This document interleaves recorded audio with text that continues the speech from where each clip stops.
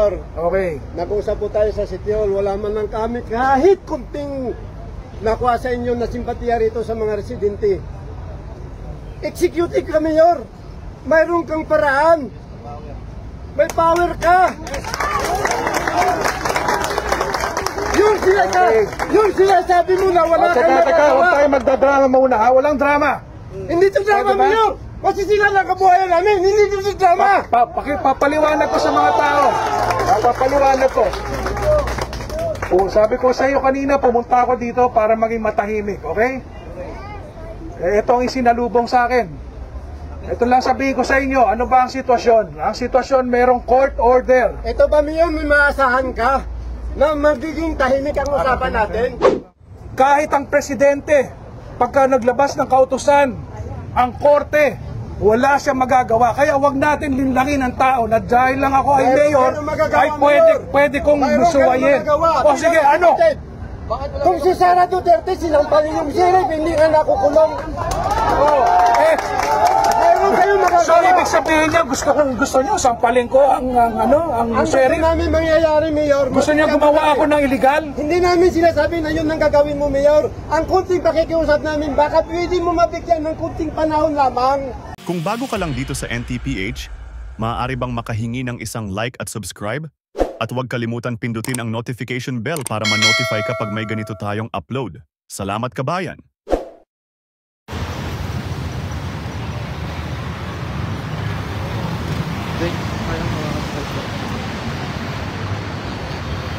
Kailangan ko i-audio check ko.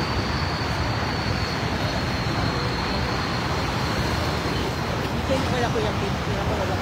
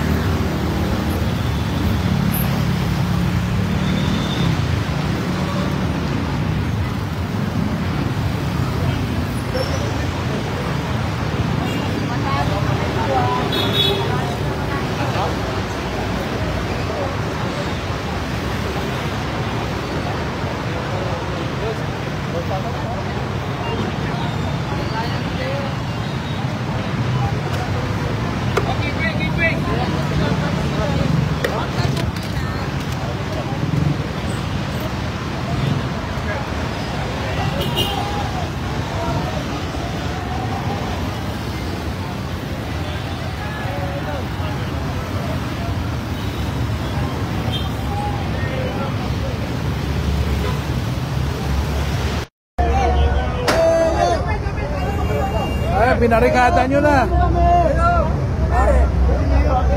Binarikada nyo na. Ano ba? Nandito po si Kapitan. Nasa loob si Kapitan. Saan dumaan si Kapitan? Hindi yata, dadaan. Pasok ba ako?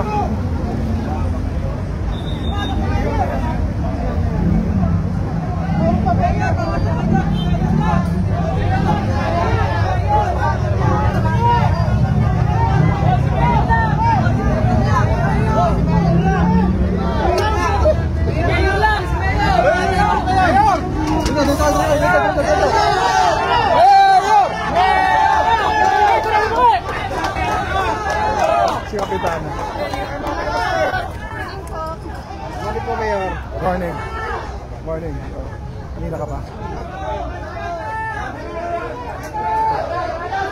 Anyway, sinasa na mga ano nila, pinuno. Nasa na sino ba kailangan ko kausapin na leader?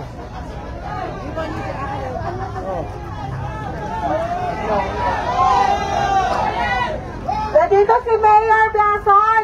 Hinahanap si Mayor, yung mga namumuno sa atin dito sa lugar. Yung mga presidente natin dito, baka po pwede pumunta dito. Hinahanap po kayo ni Mayor. Pakitawag lang po. Andiyan po si Pres Ebon, si Pres Lagos. Makikisuyo lang po.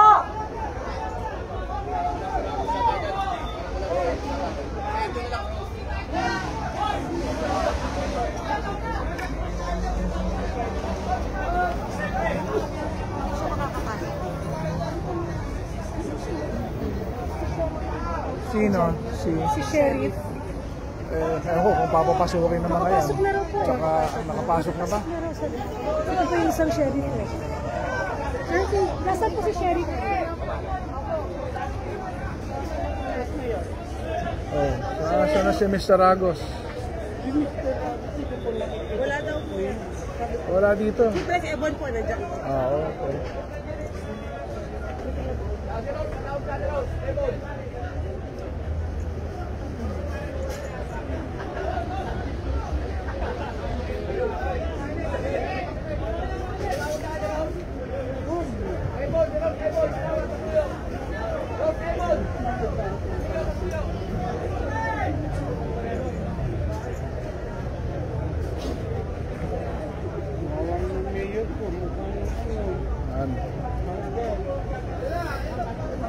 Wala, trabaho. Another day on office. Ganun talaga.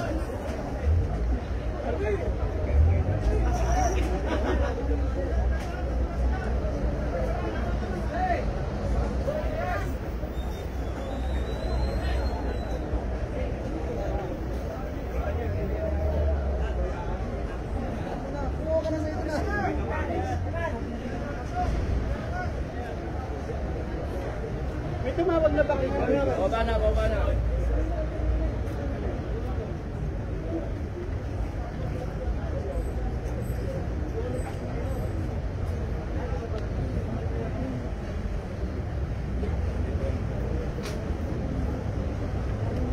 Meron na ng megaphone. Hindi ako na dito. Okay na yan. Pwede na po. Paano pinapanood? Okay na po yan. Pwede na kayo I-press mo magsalita. naman. Check. Okay. Mga kababayan, andito ako para panigurado na matahimik ang mga kaganapan kung ano man ang magiging resulta nito, okay? So gusto ko lang muna makaharap, makausap yung mga namumuno nyo dito. No, bakit ko gusto makausap? Kasi sila siyempre ang pinapakinggan ninyo. Tama ba? O, palo na sumasagot. Ano yan? Tama ba? Alam mo Yan, sa yung mga namumuno ninyo, gusto kong makaharap dito ngayon. Ito, Mayor. Okay. Nag-usap po tayo sa City Hall. Wala man lang kami kahit kunting nakuha sa inyo na simpatiya rito sa mga residente. Executive ka, Mayor. Mayroon kang paraan. May power ka. Yung sinasabi mo na wala kang Teka, nagawa. huwag tayo magdadrama muna ha. Walang drama. Hindi ito drama, Diba? Mayor. Kasi sila lang kabuhayan namin. Hindi ito drama. Papaliwanag ko sa mga tao. Papaliwanag ko. Sabi ko sa iyo kanina, pumunta ako dito para maging matahimik, okay? Ito ang isinalubong sa akin. Ito lang sabihin ko sa inyo, ano ba ang sitwasyon? Ang sitwasyon, merong court order. Ito ba, Mayor, may maasahan ka na magiging tahimik ang usapan natin? Unang-una, mga kababayan, court order. Mayor, At sa ating, pasalitain niyo muna ako. Court order. At ang sinasabi ng batas, pag ang court ay nag-utos, kailangan sundin. Yun po ang tinanggap ng City Hall na dokumento. Nung kami ay nagharap-harap sa opisina, pinatawag ko mga abogado ninyo, pinagpapaliwanag, legal na usapan. So ano ang ginawa ko? Dahil legal na usapan yan, dahil sa ilalim ng batas, kung court order ang iiral at susuwayin, may karampatang kaparusahan yon. Maliwanag? Kaya sa legal ko rin ho dinaan nung napareceive, August 27, naghain din ako ng petisyon doon sa korte na nag-utos na kung maaari, motion to stay execution. Dahil legal na bagay yan. Kahit ako ang mayor, bawal akong sumuway sa korte. Kahit ang presidente, pagka naglabas ng kautusan, ang korte, wala siyang magagawa. Kaya wag natin linlangin ang tao na dahil lang ako ay mayor, ay pwede kong musuwayin. O sige, ano? kung si Sara Duterte sinampalin yung sheriff, hindi ka nakukulong. Oh, Meron kayong magagawa. so ibig sabihin niya, gusto niyo, sampalin ko ang Ang gusto sheriff. namin mangyayari, Mayor. Gusto niyo gumawa ako ng illegal? Hindi namin sinasabi na yun ang gagawin mo, Mayor. Ang kunting pakikiusap namin, baka pwede mo mabigyan ng kunting panahon lamang. Ito nga ang sinasabi kong ginawa ko. Naghain ako sa korte ng paghiling na stay the execution. Ang legal na bagay ito. Ayoko ng violence. Ayoko ng sakitan ng katawan dito. Responsable kapag may nangyari dito. Kaya ako hinahanap ang namumuno ninyo dahil pag itong mga ito nanakit, nagsimula ng karahasan, kayo ang responsable doon. Kami, Mayor, nandito. Kaya ayoko ng violence. Kami rito. Ayoko ng Kami violence. rito. Ayoko ng violence. Kailangan namin sa iyo, kunting panahon. Ito nga ang aking ginagawa para sa konting panahon. Ito, ayan. Naghain ako sa korte dahil kautusan ng korte ang ginagawa ng sheriff. Korte po ang nag-utos. Kaya kailangan din po ang aksyon natin ay sa legal. Susunod tayo sa kung ano sinasabi ng batas. Kaya ako naghain ng petisyon.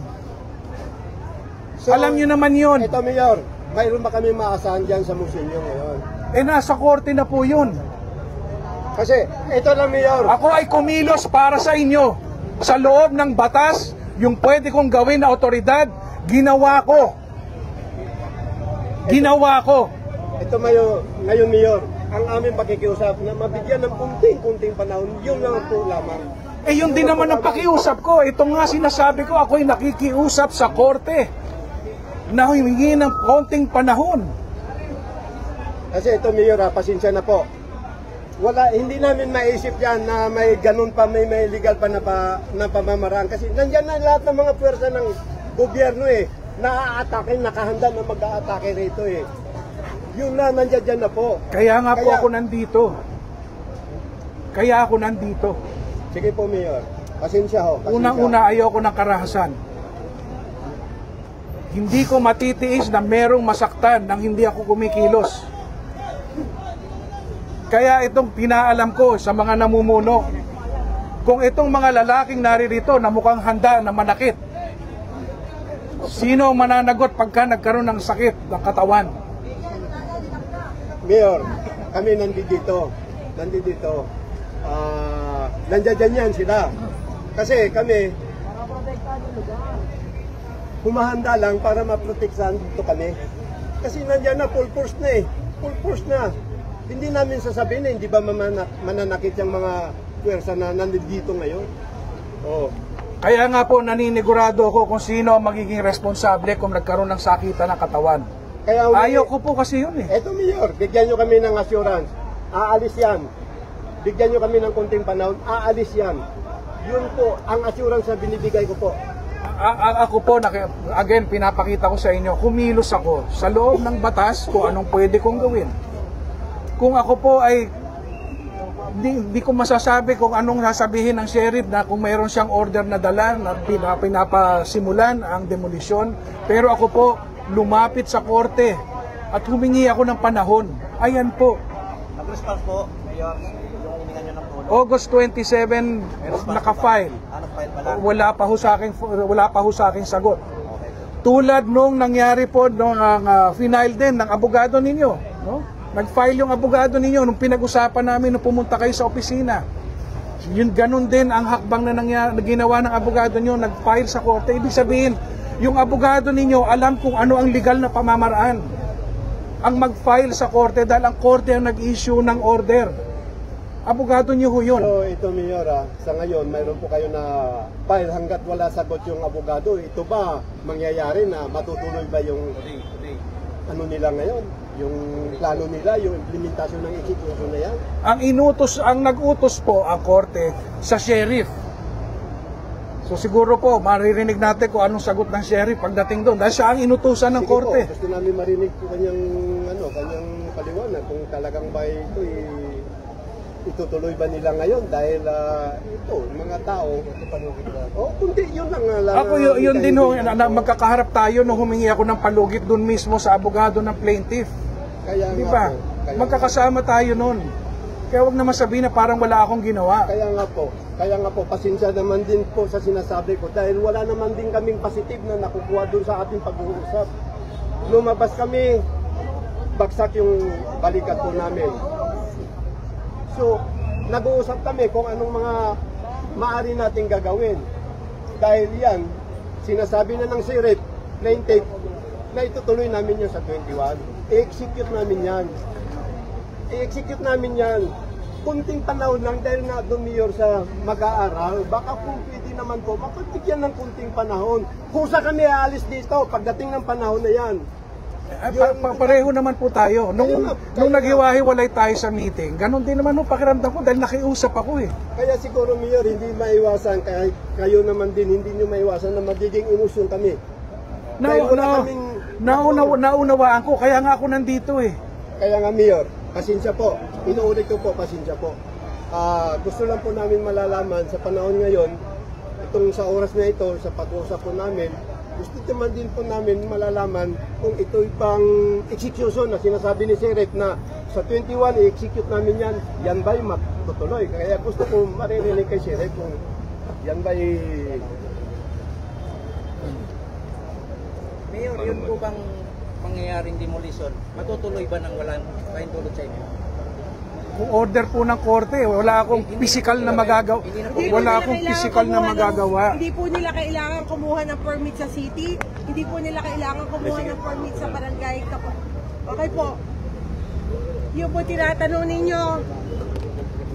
Hindi po nila kailangan kumuha ng permit sa city. Hindi po nila kailangan kumuha ng permit sa barangay. Ang hawak po kasi nila ay court order. So, hindi po kailangan doon ang permit ng city at ng barangay kapag po court order. Para po maliwanag po. Sangayon po sa batas, Mayor, kapag po ba nagpaalis ang isang private na may-ari sa mga tao nakatira sa kanyang area, wala ba siyang tawag nito yung responsibilidad na gawin itong bagaan sa mga tao. Hindi yung sa pilitan lang. Kagaya nito, di kami kinausap. Kasama na pala kami. Yung iba nabayaran, tapos kami hindi. Paano kami aalis? Nag-iisip kami na kailan kami nabayaran. Kaya nakaready na po. May sinasabi ho sa batas no, na may obligasyon. At yun nga po yung ating iginigiit dun sa plaintiff. Meron silang obligasyon tulad nga po nung financial assistance. No, kung hindi makakapag-provide ng relocation, merong financial assistance at nag-aalok yung plaintiff. Yun po yung merong tinatanong ninyo. Meron po yun. At yun din nga po yung hinihiling ko sa kanila na maibigay nila sa atin. Yun po ang gusto namin, Mayor. Assurance na bago kami tuluyang mapaalis dito, maibigay nila yung kanilang responsibilidad. Kami, Mayor, nakaready ang gamit namin. Kasi wala naman kami. 20 years na kaming nakinabang, Mayor. Ang sabi namin, kung kukunin ng totoong may-ari ng lupa, wag lang land grabber. Huwag lang land grabber na alam namin hindi rin may-ari.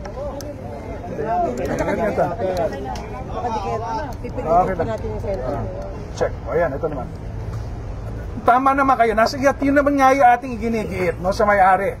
At yung korte, nag-screen ng lahat ng issues na ito, ay nagbigay ng order. So sa atin po, kung basta ma-comply nila yon, yun din po yung panawagan natin. Pero po kasi yung order nga ng korte, ang binigay din sa amin, yun po kami nakatali rin ang kamay namin doon. Pero hanggang last minute ngayon, sinasabi ko nga sa inyo, ginigiit ko sa kanila na mag-i-comply nila yung kanilang obligasyon. Pero natural po ba yun, Mayor? Simultaneous, gumagapang ang legal na paraan na para ayusin ito, gumagapang din silang nagsisira ng mga bahay. Makakasagot po si Sheriff, no? Pero sa aking pagkaunawa, dahil in-issue na yung order, nung isang taon pa lumabas yung order. Doon kami nanghihingi. At nung last year pa lang, nakahingi na rin kami ng palugit sa kanila. Sa sagot niyo po, Mayor, doon kami nanghihingi ng bilang tatay namin na pagtanggol niyo kami kay Sheriff. Hindi ba nagtatanggol ko kayo ngayon? Nandito ako. Pwede naman ako umupo sa opisina ko at hindi pumunta dito at sabihin lang na may order, pero nandito ako eh. Wala po kasi, hindi ko po ibig sabihin meron na ginawa. Kaya ang gusto ko lang suportahan yung action namin. Kaya kami sabi nito, kasi hanggang ngayon yung hinihintay namin, hindi pa namin natin nakukuha. Sabi nga po ni Kuya, mayroon silang hinihingi, iba't iba kaming kahilingan. Maaari ang iba dito gusto lang maibigay yung aming assistance, pwede na kaming umalis. Yung iba naman nang humihiling ng extension. Iba't iba po ang aming hinihiling. Pero sana po, doon lang tayo sa sinasabi niyo po, legal, basic na standard na paano ba magpaalis ng mga naninirahan sa lupa. Illegal man o hindi. Kasi Mayor, kahit ganito lang po kami, may kunting kaalaman po kami, na sana po ma-consider. Kaya kilala namin kayong tatay, kaya nga kami nagkaroon ng grupo para hindi kaming lahat nagsisigaw. Isa lang kumakausap sa inyo. Kasi gusto namin ng mapayapa din namin talaga. Kasasabi lang namin kanina, Mayor, anak ko lang po na 20 years naman namin pinakinabangan to, ano pa bang paglalaban namin. Kaya nga gusto lang namin maayos, tapos sa totoong may-ari, mapupat pa. Yun lang, ibigay lang yung... Kasama niyo ako sa paghiling ng karapat dapat na ibigay. Mayor, Kung ano pong sinasaad sa batas, kasama niyo ako doon. ngayon, Mayor, nagpapasalamat kami doon. Ang problema kasi, Mayor, habang naririnig namin, Mayor, nandyan yung demolition team na walang assurance kung titigil sila o hindi.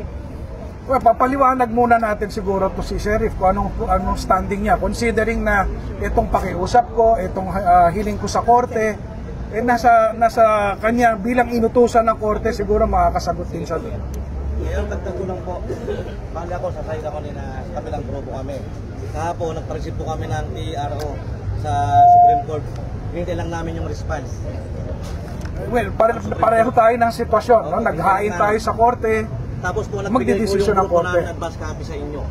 Pina-Captain Luby, nagbigay ng pina-LBC po namin kahapon, advance copy lang muna. Kaya hintay lang namin yung response para May tao tayo dun sa, di ba, sa court. Opo, hintay lang namin po yung once makuha namin response, bibigay po namin ngayon kopya. Kasi meron kaming pinail. Kami yung grupo rin na Painandi, Ragos. Tama naman yung hakbang na ginawa natin, no? Pumunta sa korte. Tama po yun. Isa pa po, Mayor, ito po, Muntinlupa City. Nagtataka kami kasi may consultant kaming law firm. Sir, Yan ba yung nagpunta kahapon sa... Si Sir Stasio, Sir Busing, iba pa po yun. Okay. Ano po siya, specialty sa demolition lot case. Hindi po, kung nagpapail ng kaso, dapat hindi po pwede sa Palay City, dapat dito pinail sa Muntinlupa City. Ang layo po, ang layo. Doon pa lang po, may foul na. Red flag na po. Iniimbitahan ko yung abogado nyo, si Attorney Kausing. Nagpadala siya ng representative doon sa meeting sa opisina. No, okay? Hindi naman pinaliwanag ni anong pangalan, Estacio. Attorney Estacio yung sinasabing yon. Pero batay lang sa pagkakapaliwanag, hindi ako abogado. Pero batay sa pagpapaliwanag sa akin ng ibang lawyers, nung time na final ito in the 1980s, wala pa yung regional trial court ng Muntinlupa. Kaya sa Pasay, malalaman natin yan, kasi papatawag naman tayo ng Supreme Court para magharap-harap yung mga abogado nila, abogado namin. Oh yeah, tama naman kayo, tama, sa korte talaga. Oh, tama yun. Kasi po ongoing, mamaya bibigyan namin, hintay lang namin yung response ng Supreme Court. Wait lang po. Sige, ako yung gawin yung inihiling ko, wait nga lang, dahil kami rin nag-file. Yung demolition team nyo kasi ako mismo magsasabi, lahat po yan, pag sinabi ko hindi sila gagalaw, pag hindi nila ginalaw kami, hindi din kami gagalaw. Mabubuting tao po lahat dito. Sa bagay na yan, again, hindi ako ang makakapag-utos doon, ang sheriff. Kasi siya ang inutusan ng korte.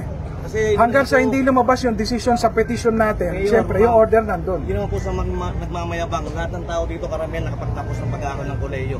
Isa na ako doon. Hindi naman ho yun ang question dito. Dami lang umarap po sa inyo. Hindi naman ho question yung estado natin. Hindi yung question yun. Ang question dito, legal. Walang kalam-alam yung mga tao nakatira dito. May mga engineer dito, architect, nurse. Wala naman nagre-raise ng issue po tungkol doon. Ang pinag-uusapan lang natin yung legality. Hindi nila po alam na yung mga tao dito, mga professional din. O sige, okay po yun. Noted. Noted po yun. Lahat po yan. Ako po, kagabi pa ako nagbantay. Alam nila lahat yan. Alam natin yan. Tama po. Pag sinabi kong backup lahat yan, basta huwag niyo po kaming gagalawin. So kayo po ang nagko-call ng command dito? Yes, meron tayong pending case. Kayo po nagko-command dito sa mga taong to. Hindi, gusto ko lang malaman, kayo nagko-command sa mga taong to. Ako po bahala dyan, lahat po kami rito. So pag nagkaroon ng violence dito, kayo mananagot? Sige po. Sabi mo yan, ha? Opo, ako po mismo. Ay, sasakla ko sarili ko para sa buong grupo. Basta yung kahilingan namin, baka pwede mapagbigyan. Yan nga po. Ako rin, pareho tayo. Kaisa tayo doon sa pag-uusap na yun. Yun nga po, Mayor Ma'am Luby. Sa haba na po, sa batas, dapat 10 years lang. Sa haba naman nakatira kaming taong bayan dito, mga resident ng Acero, ICC at Santo Niño. O ako ma'am, ako po, 2001, ako na nagsabi, ako pa lang, paano pa silang iba? Sige po. 25, almost 25 years na ako dito. dapat almost na-award na, nagagawa ng city government na may award sa mga residente dito sa Acero, ito, ICC saka Santo Niño. Dapat may ginagawa kayong may ginagawa kayong sa part nyo. Dapat ginagawa nyo yung part nyo na kasi po sa batas po, Republic 727 Section 28, andun po yun lahat. RA 7279. Apo, Section 28 po. Okay.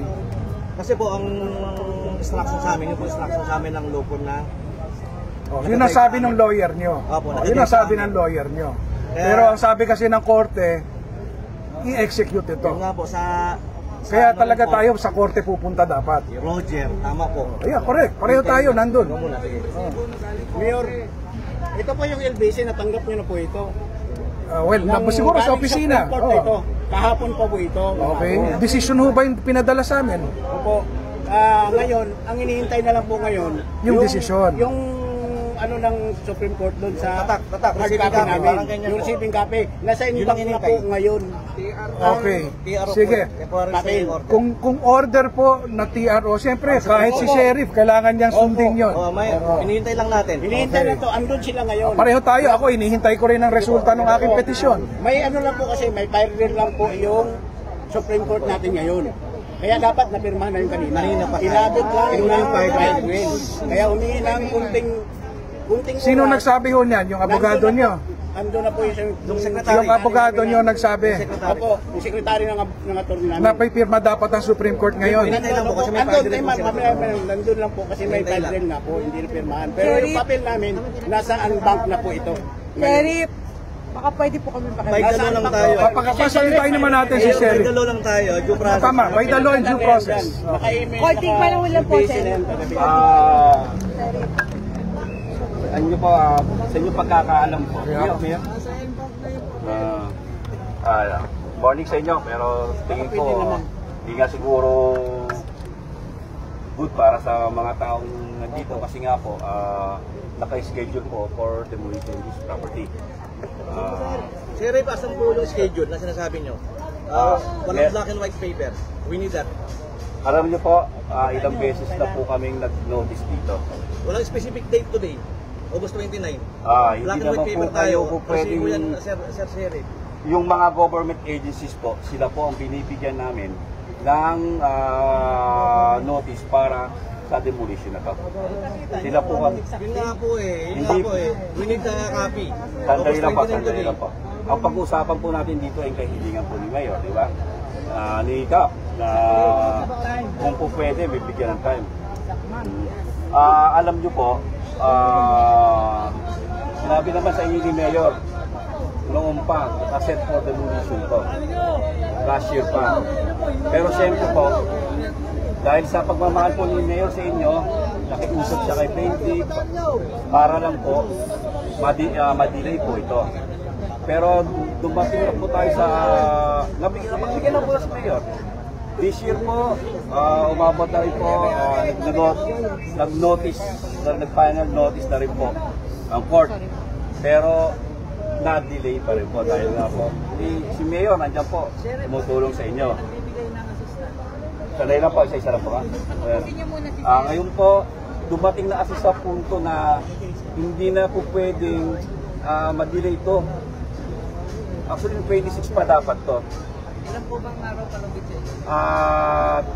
Hindi lang natuloy, kaya ako na-reschedule po ngayon.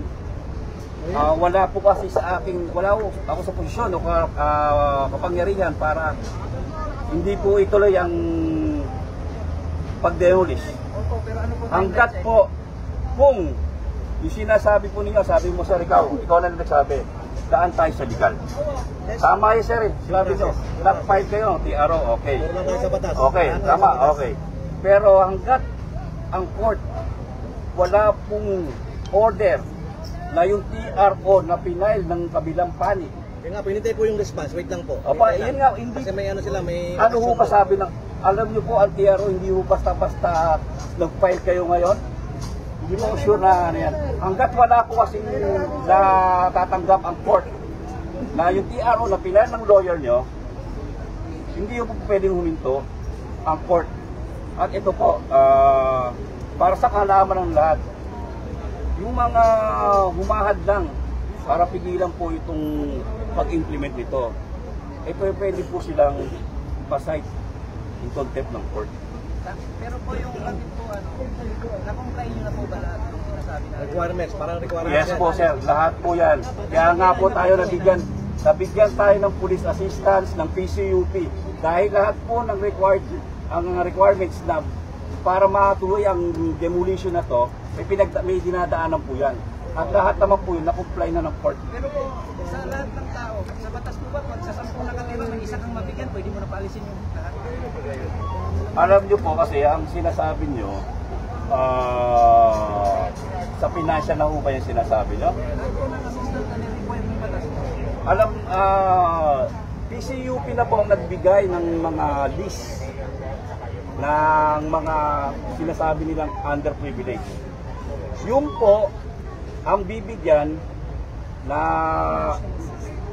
financial assistance po so, base po sa report ng PCUP, yung 151 po na underprivileged, yun po ang bibigyan ni plaintiff. Nabigyan na po ba yung lahat ng 151, Shelly? Hindi na.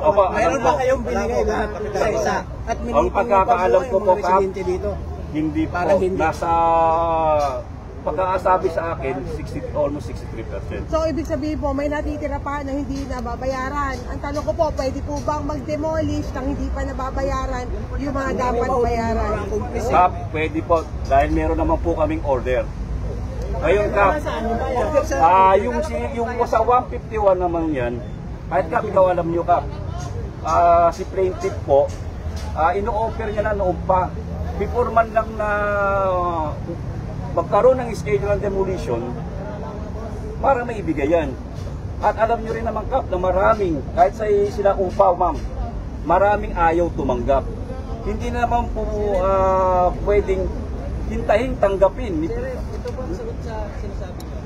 Kung napapansin nyo, ang tumatanggap ay nasa loob ng Acero Compound. Yes. Dahil ang una pong labas ng 2015, nabasa po namin, Acero Compound, walang ICC. Roger. Yung sa likod, specific. Yan ang totoo. May muhon dyan, nabura bigla yan. Ito Acero. Ito po kasi mapaliwanag ko sa inyo. Paano nangyari yun, Sir?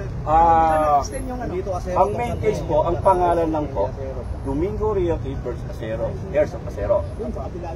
Pero, ang property po sa case ay inabot po itong ICC at portion of Sitio Santo Niño. Ayan po ay court order po yan at nag-final and executory po yan.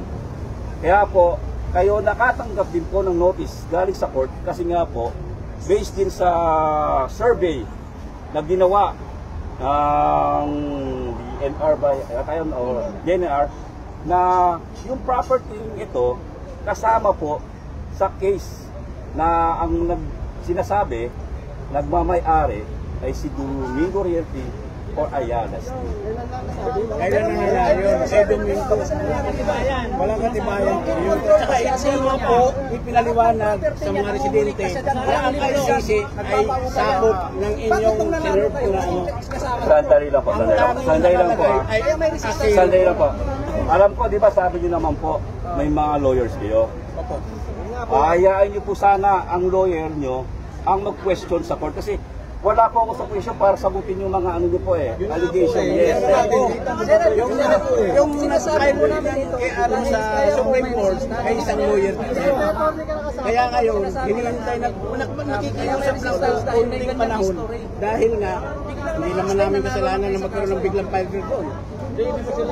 Ito lang po sir. Alam niyo po, ang trabaho po namin, kami mga taga-court, ay sumunod lang po sa utos ng court. Kaya pinauulit ko lang po sa inyo. Tama naman po yung ginagawa nyo. Si Mayor nga po, pinakita niya sa inyo, may pinay din po siya sa court. Pero Mayor, pasyensya na rin po. Kung wala naman po order galing sa court si Mayor, katulad nila, nag-file po ng PRO. Wala po sa posisyon para itigil po ito Sir, at saka po, wait lang po. Kasi po, yung portion ng Sitio Santo Niño, nandito po si Sir Quaresma, baka po pwede po. Bigla lang yan. piraso lang po, bigyan natin. Si Sir Cuaresma, bigyan lang natin siya ng konting pagkakataon makapagsalita. Sige, sir. Hello. Sige po, Sir. Sige po. Magandang umaga sa lahat. Actually, malit pa kasi nung ng tatay ko to na inasikaso niya kasi ito para mabigyan ng mga pabahay yung mga mahirap. Oo. So, kasi concern siya sa tao kaya gumawa siya ng paraan para magkaroon din ng community na matasabing pantay-pantay yung mga karapatan, ganyan, mga mga pangarap niya sa buhay. Yun lang yung niya, pinaka-purpose talaga ng tatay ko. Kaya namin niya ito, inatikaso niya at nagustuhan niya yung lugar. So, dinevelop niya as para sa mga community. So ngayon, nandito ako kasi lumapit sila. Humingi ng tulong, baka maano sila ng pag-asa, baka Sitio Santo Niño. oo, baka mayroong maganap na kaya yung pangarap nila talagang magkaroon ng bahay, di ba?